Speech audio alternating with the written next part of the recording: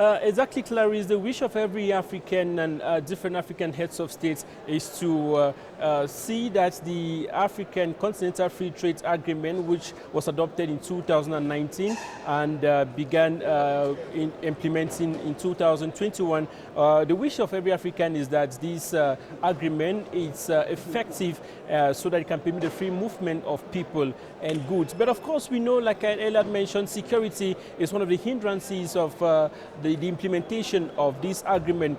Many believe that the African Continental Free Trade Area has been making baby steps, but we know that insecurity remains one of the biggest threats to the hindering the effective implementation of the African Continental Free Trade Area. That's why heads of states and governments will be fine-tuning ways and putting together efforts to ensure that this agreement is fully implemented and goes effective. That's why security situations around the continent will be looked into. Although we know that the African Union failed in achieving its objective 2020, which was to silence the guns in the continent, but we know that the guns still continue smoking.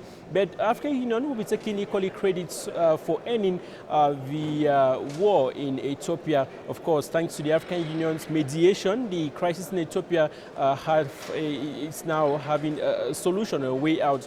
We are hoping that some of these discussions, which we know equally the role that the youths have to play in the effective implementation of the African Union African Continental Free Trade Agreement, we equally understand that there are several aspects that has to do with the implementation of the Continental Free Trade Agreement. We are expecting all of those discussions to be highlighted, and the African Union Agenda 2063 will equally be looked into. That's, of course, the highlights for now, Clarice. We just want to tell you that more will be coming up as we be expecting to bring to you more of what is happening here in Ethiopia's capital, Addis Ababa, as African heads of states and governments are meeting here today.